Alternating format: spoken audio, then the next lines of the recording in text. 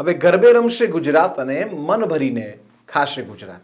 જી હા, આ તો મજાક હતી, પરંતુ નવરાત્રિની નવરાત્રો ખેલૈયાઓ મન મૂકીને મોડી રાત સુધી ગરબા રમી શકે એ માટેની ગૃહ રાજ્યમંત્રી હર્ષ સંઘવીએ જાહેરાત કરી છે. અને આપણે રહ્યા ગુજરાતના, એટલે આપણને ટેવું છે કે અડધી રાતના ફરસાણ ડબ્બા ખોલતી આપણે પ્રજાતિ છે. એટલે ગૃહ રાજ્યમંત્રીએ આપણા પેટ પૂજાની પણ ખાસ કાળજી લીધી છે, જેને લઈ મોડી રાત સુધી હવે કોઈ રોકટોક વગર ખાણીપીણીના વેપારીઓ વેપાર કરી શકે એ માટે મંજૂરી આપી છે. વધુમાં શું કહી રહ્યા છે ગૃહ રાજ્યમંત્રી હર્ષ સંઘવી એ સાંભળીએ.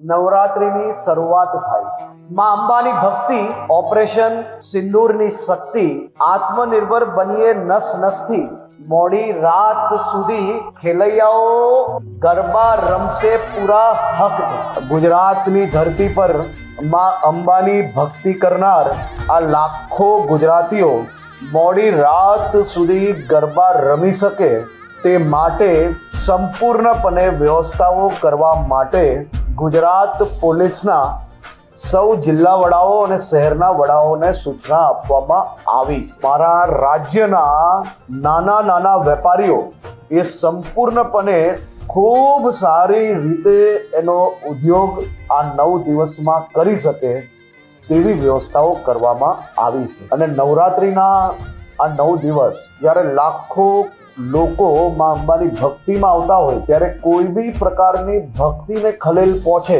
એ પ્રકારના ઘટના કે એ પ્રકારના ગીતો એ ચલાવી લેવામાં આવશે નહીં.